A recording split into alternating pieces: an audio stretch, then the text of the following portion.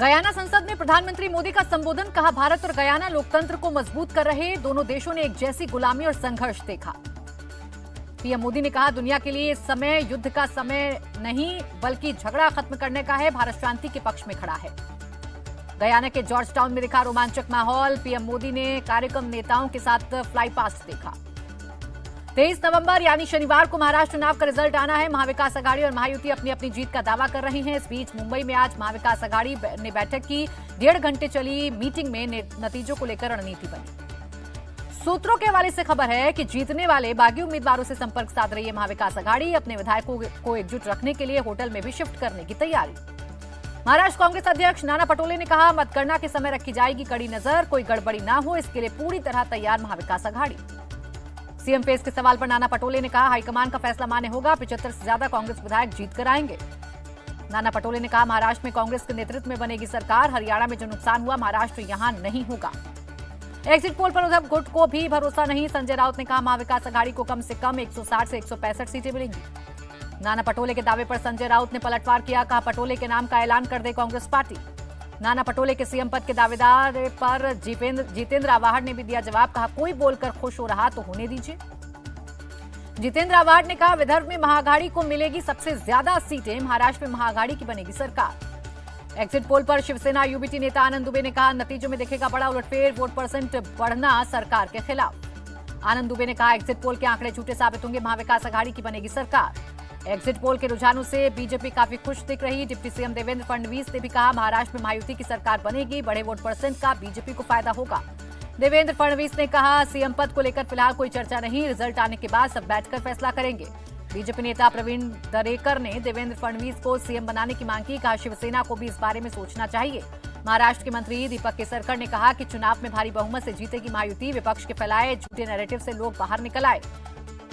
अब बात झारखंड की। जेएमएम सांसद महुआ माझी ने कहा कि झारखंड में फिर बनेगी इंडिया गठबंधन की सरकार, 51 से ज्यादा सीटें जीतेंगे। महुआ माझी ने साधा निशाना, कहा पूरे चुनाव में बीजेपी ने सिर्फ नफरत फैलाई, हमने विकास की राजनीति की। कांग्रेस भी झारखंड में जीत को लेकर आश्वस्त। सुबोधकांत सहाय ने कहा 50 से ज्यादा सीटें जीतकर बनाएंगे सरकार। बीजेपी भी अपनी जीत का दम भर रही है। केंद्रीय मंत्री शिवराज सिंह चौहान ने झारखंड में एनडीए सरकार बनेगी और पार्लियामेंट्री बोर्ड तय करेगा मुख्यमंत्री का नाम। जेडीयू नेता राजीव रंजन ने कहा भ्रष्टाचारियों को जनता नकार देगी, महाराष्ट्र झारखंड में एनडीए की सरकार बनेगी। मध्य प्रदेश के सीएम मोहन यादव ने भरोसा जताया, कहा 23 नवंबर को निश्चित रूप से खिलेगा कमल। कांग्रेस नेता भूपेश बघेल ने एग्जिट पोल पर बोलने से किया इनकार, लेकिन महाराष्ट्र और झारखंड में इंडिया गठबंधन की जीत का दावा किया। यूपी उपचुनाव को लेकर सपा नेता रामगोपाल यादव ने धांधली का आरोप लगाया। कुंदरकी, मीरापुर और सीसामऊ में फिर चुनाव कराने की मांग की। रामगोपाल यादव ने कहा कि मुसलमानों को बंदूक की नोक पर वोट डालने से रोका गया, पुलिस प्रशासन ने सारी सीमाएं पार कर दी। अखिलेश यादव ने भी साधा निशाना, कहा सीटें हारने को लेकर घबराहट में थी बीजेपी, इसलिए उन्होंने प्रशासन को लगाया। अखिलेश यादव ने सीएम योगी पर डायरेक्ट अटैक किया, कहा कोई वस्त्र से योगी नहीं होता, विचार से होता है। सपा सांसद अवधेश प्रसाद ने भी आरोप लगाया कि बीजेपी ने पुलिस बल के साथ वोट कब्जाने का काम किया, फिर भी वो जीतने वाली नहीं है। अखिलेश और रामगोपाल यादव के आरोपों का जवाब यूपी के डिप्टी सीएम ब्रजेश पाठक ने दिया, कहा जीतेंगे तो सब अच्छा, हार रहे तो सवाल उठाना शुरू। एग्जिट पोल पर बोले यूपी के मंत्री ओपी राजभर, जनता को विकास चाहिए इसलिए बीजेपी को वोट दिया। यूपी कांग्रेस अध्यक्ष अजय राय ने कहा एग्जिट पोल पूरी तरह से गलत साबित होंगे, इंडिया गठबंधन की बनेगी सरकार। मीरापुर के ककरौली में चुनाव के दौरान पत्थरबाजी का मामला, पुलिसकर्मी के सामने खड़ी 2 महिलाओं पर भी मुकदमा दर्ज। यूपी के डिप्टी सीएम केशव प्रसाद मौर्य का अटैक, कहा करहल के अपराधियों को सपा मुखिया का संरक्षण न होता तो बेटी आज जिंदा और सुरक्षित होती। दिल्ली विधानसभा चुनाव के लिए आपकी पहली लिस्ट जारी, 11 उम्मीदवारों का ऐलान, बीजेपी कांग्रेस से आए 6 नेताओं को टिकट। अमेरिका में लगे आरोपों पर अडानी ग्रुप की सफाई, कहा अमेरिकी कोर्ट की ओर से लगाए गए आरोप आधारहीन। अडानी ग्रुप ने कहा हम कानून का पालन करने वाली कंपनी, संभावित कानूनी विकल्पों पर विचार कर रही हैं। गौतम अडानी पर लगे आरोपों को लेकर राहुल गांधी ने बीजेपी को घेरा, कहा भारत में मोदी और अडानी एक हैं तो सेफ हैं, प्रधानमंत्री अडानी को बचाते हैं। राहुल गांधी ने कहा 2000 करोड़ का स्कैम करके भी अडानी बाहर, एक सीएम 10-15 करोड़ के आरोप में जेल चला जाता है। अडानी मामले को संसद में उठाएंगे राहुल गांधी, कहा अडानी मामले की जेपीसी से जांच हो। राहुल गांधी के आरोपों पर बीजेपी का पलटवार, संबित पात्रा बोले झूठे आरोप लगाना राहुल की पुरानी आदत, पहले आरोप लगाते हैं फिर मांगते हैं माफी। संबित पात्रा ने कहा रिपोर्ट में जिन 4 राज्यों का जिक्र उनमें से किसी एक भी में भी नहीं थी बीजेपी सरकार, कांग्रेस की सरकार ने अडानी से निवेश क्यों लिया। संबित पात्रा ने कहा शेयर बाजार में 2.5 करोड़ लोगों को भारी नुकसान, राहुल का स्ट्रक्चर भारत के बाजार पर आघात। केंद्रीय मंत्री गिरिराज सिंह बोले राहुल गांधी अडानी फोबिया से ग्रसित, उन्हें जो लिख कर दिया जाता है सिर्फ वही बोलते हैं। आप सांसद संजय सिंह ने कहा, अडानी समूह ने भारत को बदनाम किया, पीएम को इसका जवाब देना चाहिए। अडानी ग्रुप पर लगे आरोपों के बाद केंद्र सरकार का फैसला, एयरपोर्ट और एनर्जी डील रद्द की। अडानी ग्रुप के शेयर में गिरावट का असर दिखा, सेंसेक्स करीब 430 और निफ्टी 168 अंक की गिरावट के साथ बंद हुआ। यूएस डॉलर के मुकाबले रुपए का भाव 8 पैसे गिरा, $1 की कीमत 84 रुपए 50 पैसे हुई।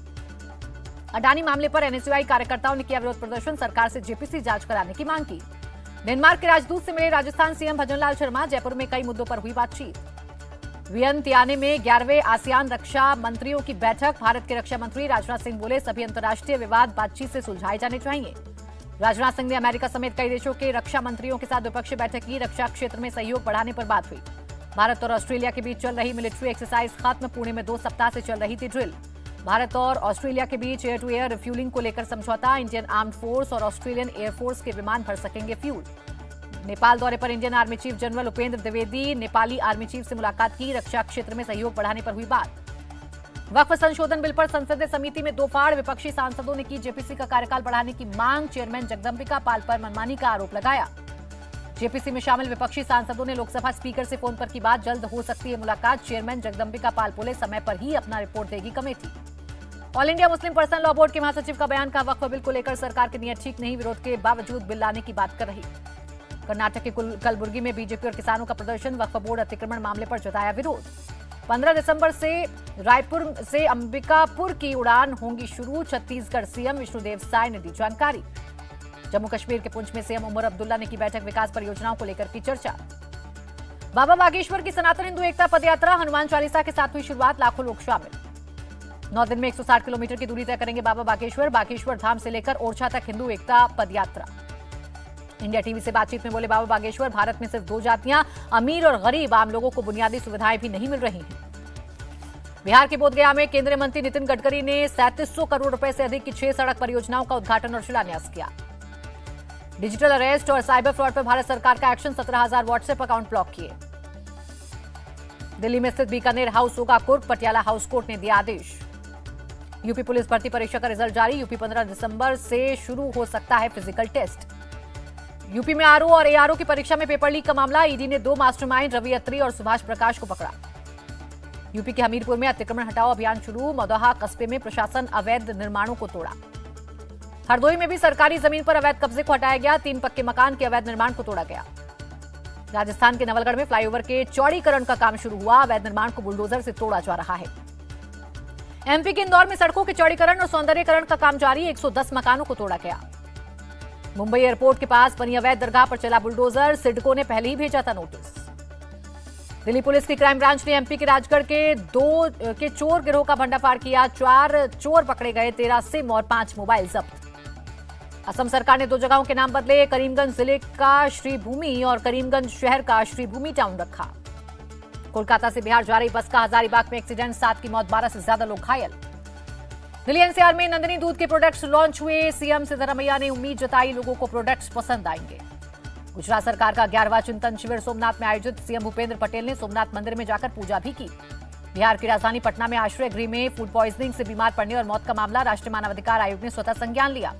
शीश महल विवाद को लेकर दिल्ली में आप संयोजक अरविंद केजरीवाल के घर के बाहर बीजेपी के नेता और कार्यकर्ताओं का प्रोटेस्ट, कैलाश गहलोत भी प्रदर्शन में शामिल हुए। कैलाश गहलोत का दावा, 2025 में बीजेपी दिल्ली में सरकार बनाएगी, जनता दिल्ली की चाबी नरेंद्र मोदी के हाथों में सौंपेगी। कैलाश गहलोत का आप नेताओं से सवाल, मेरे खिलाफ ईडी सीबीआई का कौन सा केस बताएं।